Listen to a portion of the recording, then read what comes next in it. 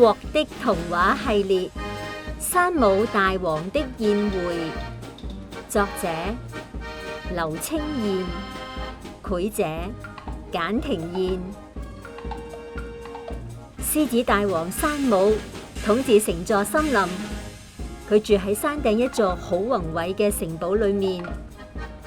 佢雖然好少離開城堡，但係每日都會透過望遠鏡觀察佢嘅子民。喺一個天朗氣清嘅早晨，山姆大王坐喺自己嘅寶座上，突然諗到一個主意。阿羅，冇幾耐，御前侍衛就火速嚟到山姆大王嘅寶座前。大王，你叫我啊？冇錯，我啱啱諗到一個好好嘅主意。我想為我嘅子民舉辦一場非常特別嘅宴會，唔單止有美味嘅食物、好玩嘅遊戲、五彩繽紛嘅氣球、最精緻嘅甜品同蛋糕，仲有好聽嘅音樂。啊，係啦，雪糕，絕對唔可以漏咗雪糕，一定要準備好多好多雪糕。但係大王，你要喺邊度舉辦呢場宴會呢？我打算邀請所有子民嚟我嘅城堡。呢度？但係大王，佢哋從來都冇。我知道，佢哋從來都冇嚟過我嘅城堡。趁呢個機會可以俾佢哋參觀一下。聽日就舉行宴會，快啲去準備啦！山姆大王隨即頒布命令，並且派佢嘅特快松鼠信差將邀請卡送到俾住喺森林嘅所有動物。其中一位信差嚟到土狼亨利嘅屋企。你咩事啊？土狼先生，山姆大王想邀請你嚟皇宮參加宴會，希望你。咩話？山姆大王？你應該唔會真係以為我相信你講嘅嘢係嘛？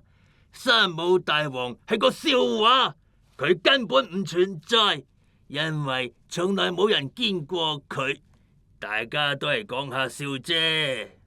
所以你嘅意思係你唔會出席呢個宴會？你就係唔肯放棄係嘛？好啦，我真係好想去啊！不過我最近喺埃及買咗一座金字塔，仲未有時間去睇。你明唔明啊？我買咗一座金字塔。咁國王嘅信差仲未嚟得切開口再講任何一個字，土狼亨利就閂門。國王嘅另一位信差敲斑馬桑塔太太屋企嘅門。邊個啊？我係國王嘅信差啊，嚟邀請你參加山姆大王嘅宴會。呢場宴會將會有美妙嘅音樂同埋美味嘅食物。你係話嗰隻老獅子要舉辦宴會？佢會有咁好心？如果我去咗，應該會變成宴會嘅主菜啦。啊，唔係，你誤會啦，保證一定唔會。你聽住啊，我啱啱買咗2隻看門狗，忙住訓練佢哋攻擊嗰啲想入侵屋企嘅賊，根本冇時間去參加啲咩鬼宴會啊！咁，女士，我就唔打擾你啦。祝你有美好嘅一日。信差將桑塔太太嘅名喺邀請名單中刪除。仲有一位國王嘅信差嚟到猴子阿文嘅屋企，信差等咗一段唔短嘅時間，先至見到阿文喺樹上面落嚟。早晨啊，阿文先生，我嚟邀請你參加山姆大王嘅宴會噶。咩話？宴會？唔得，我啱啱結婚，正準備帶老婆去度蜜月啊！恭喜！咁你真係確定出席唔到啦？冇錯，我哋嘅行程都安排好晒。如果取消咗，我老婆一定會唔高興嘅。哼！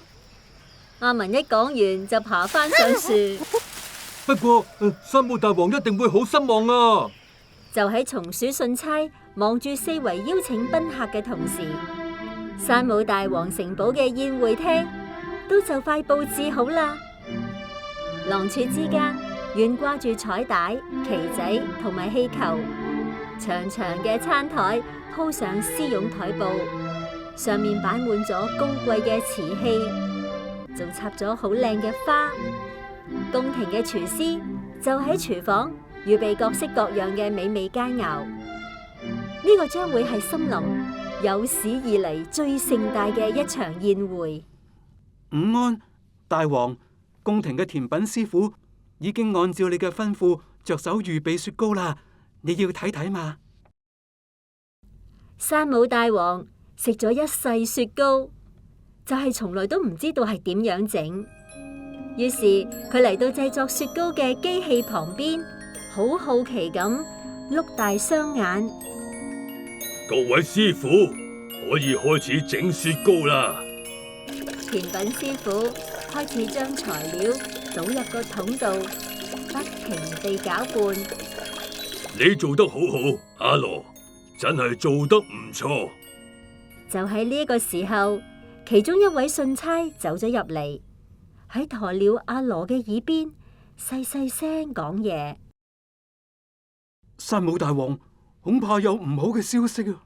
發生咩事？係咪我嘅子民參加唔到宴會啊？阿羅點點頭，然後開始讀出席唔到宴會嘅賓客名單。出席唔到嘅賓客包括土狼亨利、斑馬桑塔太太、猴子阿文。唉，真係弊家伙！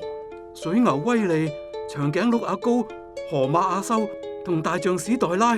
天啊！仲有黑豹阿泰、花豹查理、猩猩阿里，全部都嚟唔到。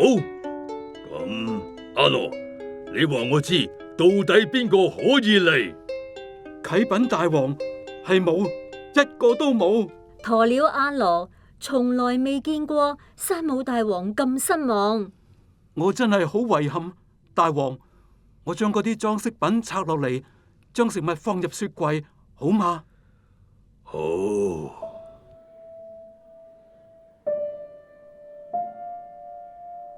咁，大王，雪糕點樣處理？雪糕冇辦法保存，唉，睇嚟只可以倒咗佢。你好好咁處理啦。阿羅正準備執行國王嘅命令，山姆大王突然改變主意。等等，阿羅，叫廚師繼續整嘢食。但係大王要俾邊個食呢？我自己嘅子民都唔嚟參加啊嘛，唔嚟就唔嚟，冇佢哋宴會都係會照樣舉行。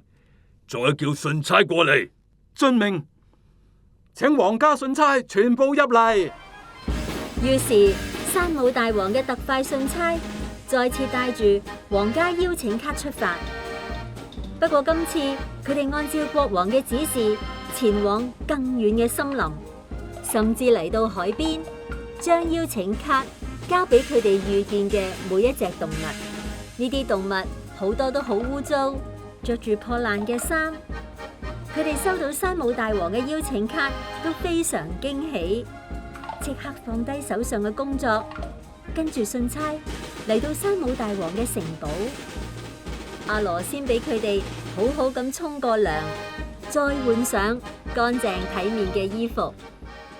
啟稟大王，信差已經按照你嘅吩咐將事情辦妥啦。咁佢哋有冇將客人帶嚟？嗯，太好啦！山姆大王走入城堡嘅宴會廳，所有賓客眼定定咁望住山姆大王，又驚訝又讚嘆。佢哋紛紛向國王鞠躬行禮。歡迎歡迎，我嘅新朋友，歡迎你哋嚟到我嘅城堡。願國王陛下平安。山姆大王就座後，舉起手中斟滿葡萄酒嘅高腳杯。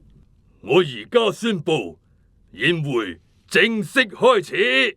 呢個時候，七彩繽紛嘅氣球從高高嘅天花板飄落嚟，屋外面都綻放住絢爛奪目嘅煙花，所有動物都發出歡呼。喺賓客嘅喧鬧聲裏面，山姆大王向皇家樂團下令：嚟啲音樂啦！皇家宴會廳即時充斥住美妙嘅音樂同埋歡愉嘅交談同笑聲。阿羅挨喺山姆大王嘅耳邊講咗句說話，山姆大王好開心咁企起身。親愛嘅賓客，皇家雪糕準備好啦！呢個就係山姆大王嘅宴會，一場幸福又歡樂嘅宴會。山姆大王同佢嘅新朋友好愉快咁傾偈、散步，同佢哋分享自己嘅收藏同遊戲，甚至俾佢哋睇自己御用嘅望遠鏡。所有動物都度過咗一段難以形容嘅快樂時光。事實上，佢哋太中意山姆大王啦，完全唔想再返自己嘅屋企。最後，山姆大王邀請佢哋全部都留低，住喺自己嘅城堡。於是，城堡裏面嘅呢一場宴會就一連舉行咗3日3夜。山姆大王同佢嘅新朋友好快樂咁一齊玩遊戲、唱歌，仲一齊食美味嘅雪糕添啊！